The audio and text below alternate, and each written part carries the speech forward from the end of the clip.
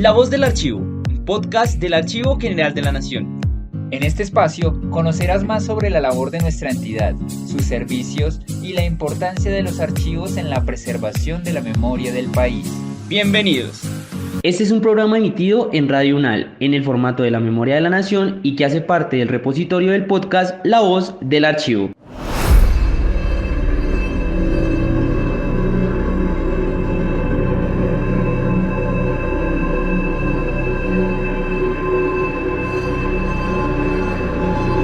Bienvenidos y bienvenidas a la Memoria de la Nación. En estas fechas en las que las ciudades y pueblos se visten de calabazas, fantasmas y relatos de terror, hoy queremos invitarlas e invitarlos a un viaje, pero no hacia lo ficticio, sino hacia un episodio tan real y sorprendente de la historia de Bogotá y de Colombia que tuvo lugar hace exactamente 50 años. Quiero darle la bienvenida a mi compañero Kevin Hernández, bienvenido.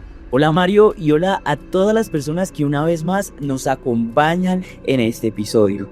En agosto de 1975, los titulares de los periódicos anunciaban un evento que parecía de otro mundo, el primer Congreso Mundial de Brujería. Era la crema innata de lo esotérico y lo intelectual, reunida en la capital. El artista Alejandro Obregón diseñó el afiche, la escritora brasileña Clarice Lispector estaba entre los invitados y el famoso ilusionista Uri Geller doblando cucharas con la mente. Hubo conferencias, una feria esotérica, rituales chamánicos e incluso una estación de aterrizaje para ovnis. Pero detrás del espectáculo y la polémica que desató con la Iglesia Católica hablando de pecado mortal, se generó una pregunta profunda, una invitación a entender la otredad, a explorar lo desconocido con amor y asombro. ¿Qué quedó de aquel insólito congreso? Ayuda a entender la forma de ver la espiritualidad. En este programa nos acompaña María Paula Apolinar, investigadora de la Biblioteca Nacional de Colombia. Bienvenida María Paula, muchas gracias por aceptar la invitación a la Memoria de la Nación. Hola, muchas gracias por invitarme. Bueno, María Paula, te reitero el agradecimiento por acompañarnos en este programa, un programa que tiene como temática algo que siempre es muy diverso en cuanto a opiniones. Yo quería empezar preguntándote qué sí sabe del organizador Simón González, cuál era su motivación real para traer un evento de esta magnitud y naturaleza a la Bogotá de los años 70. Pues bueno, Simón González ya para la época de este congreso era una figura muy reconocida, digamos que estaba casi que predestinado por los astros que fuera de esa manera porque, bueno, venía de una familia muy conectada, con intereses diversos y con una afinidad por la rebeldía frente a lo convencional que se transmitía de generación en generación. Él era hijo de Fernando González, que hizo parte de este grupo llamado Los Pánidas, del que también fue parte León de Greiff, pero también impulsó mucho al movimiento poético del nadaísmo, que en Medellín, pues posteriormente a nivel nacional, revolucionó la poesía de la época, siendo un poco escandalosos, rebelándose frente a la iglesia, frente a lo conservador. Y pues bueno, por otro lado, también era nieto de Carlos Eugenio Restrepo, quien fue presidente de la República. Entonces, digamos que en medio de esta rebeldía, pero también siendo parte como de una élite, siendo parte como de un grupo privilegiado, pues él tenía los contactos, tenía la energía, tenía como el interés intelectual y espiritual para proponer este tipo de propuesta. Él, digamos que también se recuerda por haber sido el primer gobernador electo por voto popular de San Andrés y Providencia, y desde temprano en su vida lo llamaban el brujo, y no sé si nuestra audiencia es consciente o pues lo sabe, pero el aeropuerto de Providencia se llama El Embrujo, justamente haciendo referencia a este paso de Simón González como gobernador de las islas. Él era una persona que no solamente estaba muy bien relacionada, sino también tenía un impulso empresario muy fuerte. En la época en la que surgió esta idea de hacer un congreso mundial de brujería, no empezaron pequeño, ¿no? De una vez empezaron a invitar a gente de todo el mundo, pues él hacía parte de una agencia de viajes llamada La Rana, Y pues fue en alguna noche con invitados extranjeros que decidió embarcarse en esta aventura, un poco para seguir el espíritu como los pasos de su padre, de seguir contrariando lo convencional, de abrir las puertas a la espiritualidad no hegemónica, pero pues también como con una estrategia comercial detrás. Y pues eso se refleja mucho en la calidad de los invitados, pero también en las distintas actividades. Esto se pensó como un congreso, pero también había una feria bruja, como que era muy diverso y eso también como que repercutió posteriormente en todas las críticas, pues que muchos medios no lo tomaron tan en serio. Sin embargo, yo quiero creer que él tenía como una motivación genuina de querer explorar pues estas otras aproximaciones a la espiritualidad, pues también hacerlo conocido, hacerlo como accesible a un público que en esa época tal vez no lo conocía más allá de lo cliché. Tú nos hablas de las diferentes temáticas que se abordaban en este congreso y bueno, desde el afiche, como lo comentábamos en un principio, pues prometía, hecho por el mismo Obregón. Y bueno, también se prometía una estación de aterrizaje para ovnis. Me gustaría saber cómo se conjugaba en ese entonces la ufología con la brujería, el chamanismo y el esoterismo en un mismo evento. ¿Era una estrategia mediática o una visión integral de lo que podemos llamar como lo oculto? Yo creo que, y pues bueno, la manera en la que esto se abordó en la prensa fue como algo integral, es decir, la ufología o la existencia de vida en otros planetas se consideraba en ese momento algo todavía un poco más espiritual que científico y más que todo se articulaba con el resto de los temas de este congreso, pues por el contacto espiritual necesario para poder como sintonizar con estos seres de otros planetas. Digamos que no se trataba de lo que ellos plantearon, los organizadores desde el principio, era un espacio en el que todo este tipo de aproximaciones a la otra edad pudieran convivir, no que hubiera como un espacio separado solamente para el tarot o otro solo para la ufología, sino que todo estuviera conviviendo con todo. Digamos que lo impactante de esa estación de aterrizaje para ovnis era que pues era un espacio físico, ¿no? Entonces yo creo que Simón también, dentro de su experiencia, dentro de la administración de grandes eventos, pero también de administrar otro tipo de situaciones, pues pensó mezclar como esta intención con las ideas de marketing un poco más elaboradas, como esta estación de ovnis. No fue solamente como una estrategia vacía, creo que sí había una intención de hablar del tema y pues hubo invitados al respecto. Pues ya la pista como tal que causó tanta sensación, yo creo que sí fue más encaminada a invitar al público a visitar. María Paula, se menciona que este evento, pese a su alcance, fue un fracaso financiero. ¿A qué se debió esto? ¿Acaso fue la oposición de la iglesia, la falta de seriedad percibida o pues también problemas en su desarrollo?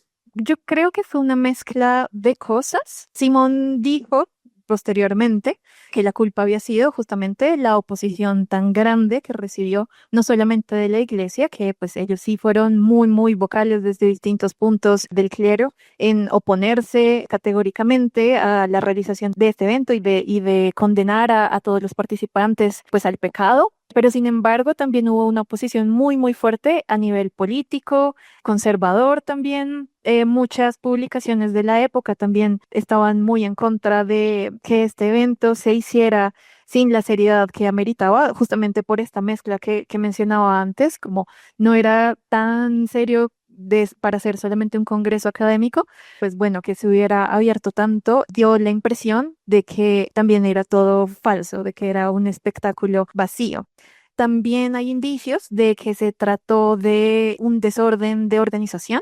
Hubo varios invitados que no contaron con el espacio para presentarse y probablemente tenga algo que ver con problemas de producción detrás de bambalinas, lo que impidió que este congreso, que tuvo feria, que tuvo como tantas actividades articuladas, fuera un fracaso y un fracaso de una magnitud tal que impidió que se repitiera en otros países, como era la idea original, pues antes de que iniciara. Si bien no está como documentada una razón única y una razón concreta, esa fue como una sumatoria de elementos que causó que el desfase fuera tal que no se repitiera. Sin embargo, como lo podemos ver con esta entrevista o como con otras iniciativas que se han hecho, es un tema que sigue causando sensación y que yo veo muy viable que se repita en el futuro próximo.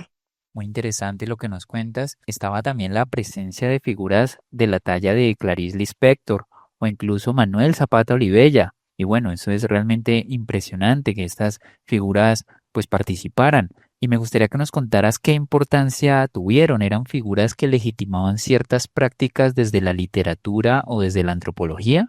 Tanto Clarice como Manuel Zapata, como pues la lista larga de invitados de renombre que se seleccionó para este evento, tenían como intención darle como validación, como justamente legitimar estas prácticas que en el imaginario popular, creo que en esa época, incluso hoy en día, siguen considerándose como fantasiosas, como no muy serias, pero pues la idea de articular ciencias duras, entre comillas, con lo esotérico era justamente presentar a las personas que asistían al evento con la contraposición, como decir, mira, estas personas que tienen tanta trayectoria, tanta experiencia, aceptaron estar acá. Y pues también creo que vale la pena analizar el por qué ellos también aceptaron, ¿no? Porque era algo que llamaba mucho la atención, que ellos también querían formar parte, aproximarse a este tipo de como de creencias o de espiritualidad o distintas prácticas no hegemónicas en un marco tan amplio, pues tener la oportunidad de poder hacerlo y de conectar con los asistentes. Creo que fue justamente eso que dices, una legitimación y pues también sirvieron para atraer gran público. María Paula, en este evento participó el ilusionista Uri Geller. Él era una superestrella mundial, pues en ese momento. ¿Crees que esta participación propició el trato del evento por la prensa más como un espectáculo que como un debate serio sobre espiritualidad? Creo que sí, ciertamente lo propició, aunque no creo que haya sido la intención inicial cuando se incluyó en el evento.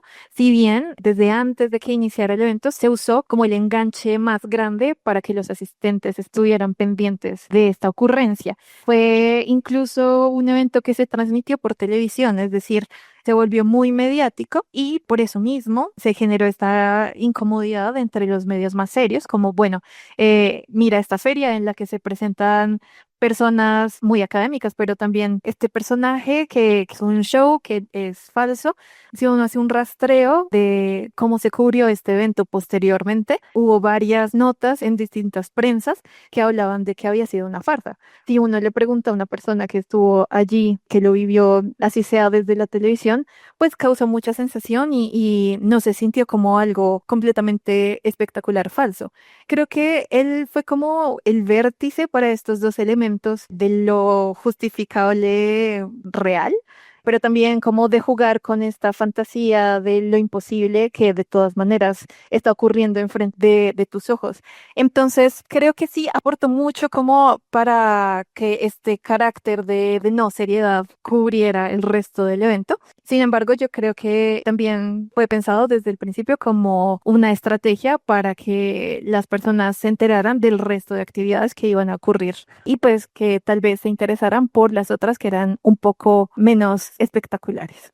Y bueno, tú también mencionas que los rituales indígenas y chamánicos tuvieron un sitio privilegiado. En el contexto de los años 70, ¿cómo se abordó esta participación? ¿Hubo un respeto genuino por estas tradiciones o tal vez existió ese riesgo de folclorizarlas o exotizarlas para el público bogotano? Pues la intención desde el principio fue articular el Congreso con las experiencias espirituales indígenas como un homenaje al pasado cultural de nuestra nación y pues también del continente. Digamos que prueba de eso fue un tótem, como una escultura precolombina que se puso a la entrada de la Feria Internacional que representaba a un brujo tairona que tenía en sus manos unas piedrecillas que se podían interpretar como hongos alucinógenos y que hacían referencia justamente a estas prácticas ancestrales para conectar con la espiritualidad.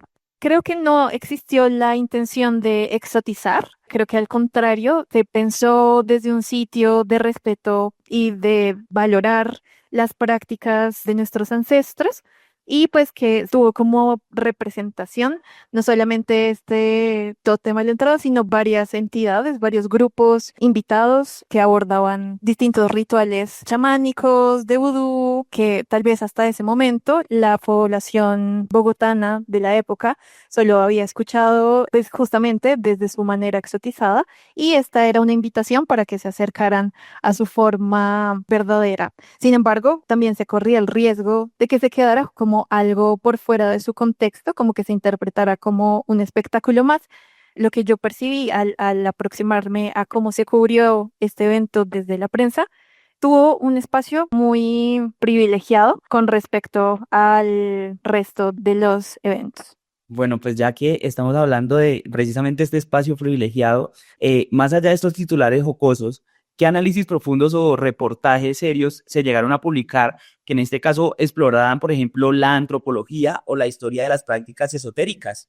Pues mira que sirvió un montón para que se hicieran análisis más allá de lo superficial dentro de distintos medios. Por ejemplo, en Nueva Frontera hicieron un especial de varias entregas que abordaban las distintas manifestaciones espirituales y la brujería como tal, como un todo, desde distintas perspectivas, desde lo literario, desde lo antropológico, desde la historia. Digamos, ese fue uno de varios ejemplos que se hicieron para, con la coyuntura de este evento, aproximarse a estos temas que en otras ocasiones la excusa no habría sido suficiente para tocarlos. En adición a este, sé que hubo otros en El Espectador, sé que se habló de las distintas representaciones de el diablo, no solamente como esta figura cristiana antagónica de los valores cristianos, sino pues como una figura que representa un poco los placeres sin restricciones o el goce en general, que también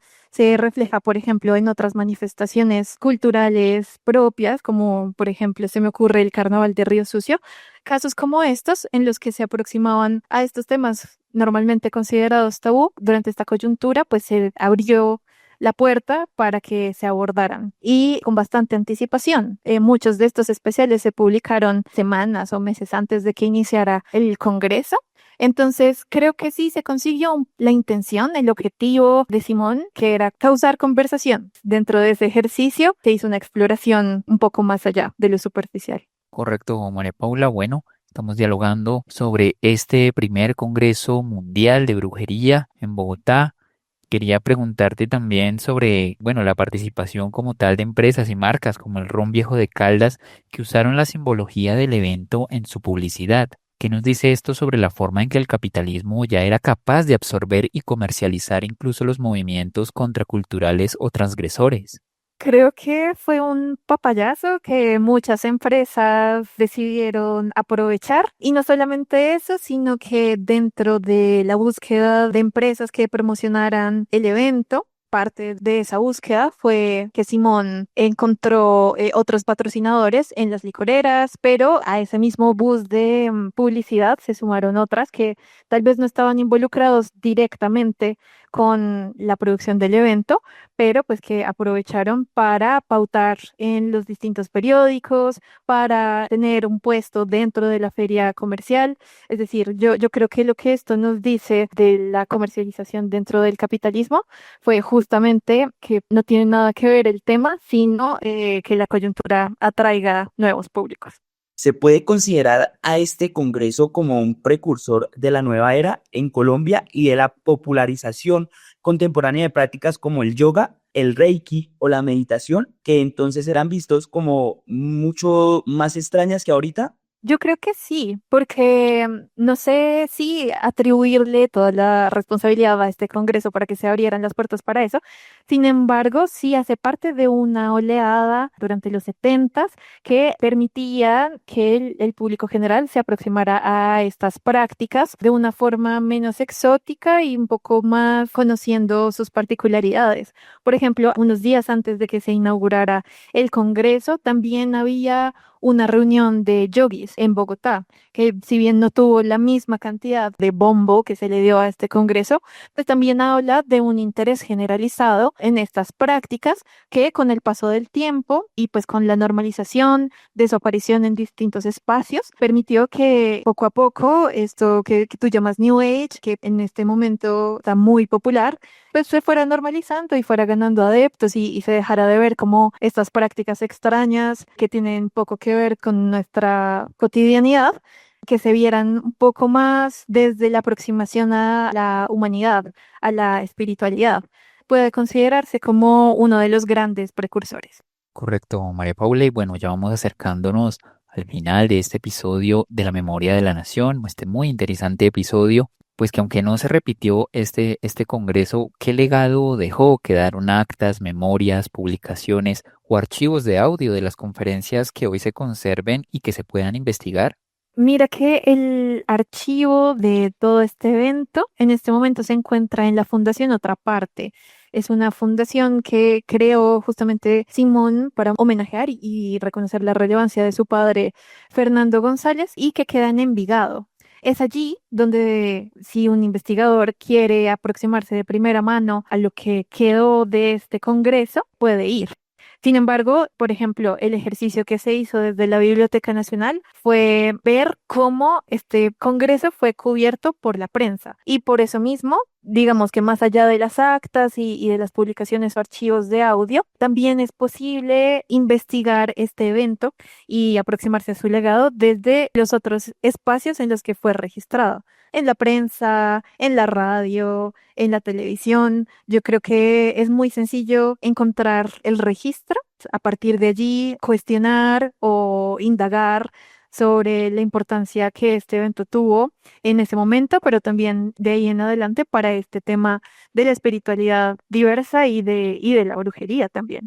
Bueno, María Paula, ya trayéndolo, digamos, lo que más a la actualidad, o sea, 50 años después, en un mundo aparentemente más secular, pero lleno de nuevas espiritualidades, ¿cómo crees que sería recibido un evento similar al que hemos estado hablando durante el programa? ¿Y cuál sería la reacción de los medios y las redes sociales si tuvieran curiosidad, escepticismo o, pues, en este caso, burla? Creo que en la actualidad se toman este tipo de eventos con mucha más normalidad de lo que se tomaron hace 70 años.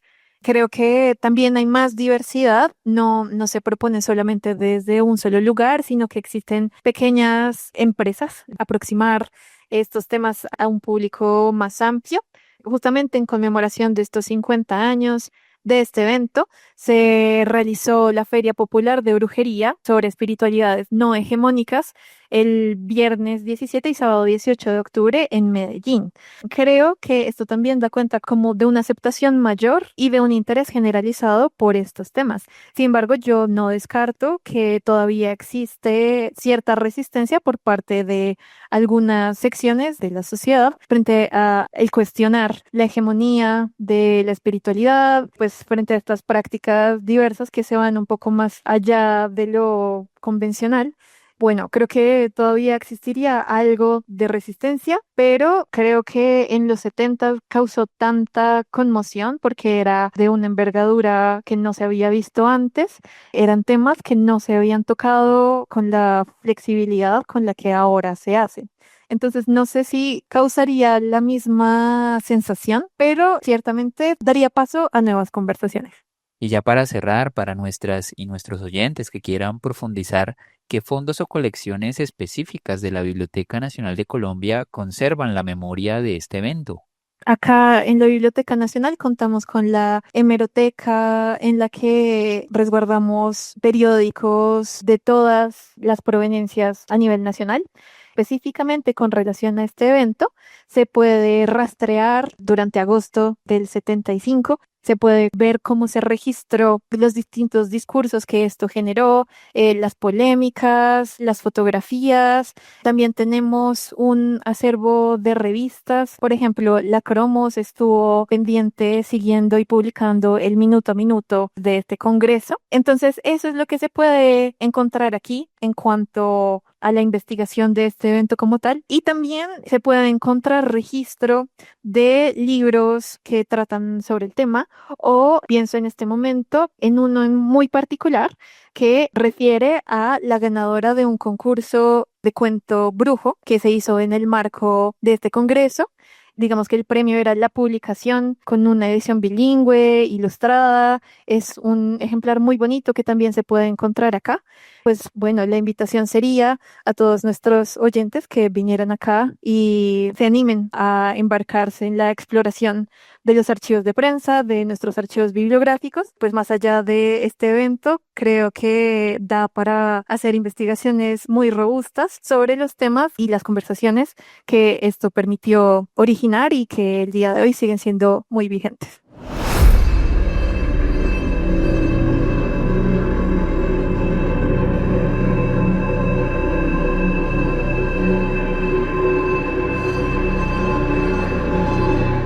Bueno, María Paula, pues ya queda la invitación para nuestras y nuestros oyentes y no me queda nada más que agradecerte por haber aceptado la invitación del Archivo General de la Nación al programa La Memoria de la Nación. Muchísimas gracias, María Paula. Con muchísimo gusto, muy feliz de poder participar en este programa. Los esperamos aquí en la Biblioteca Nacional. Y de esta manera llegamos al final de este episodio en La Memoria de la Nación, un programa realizado por el Archivo General de la Nación y transmitido a través de Radio UNAL. Muchas gracias a María Paula y nos escuchamos en un nuevo episodio. Hasta pronto.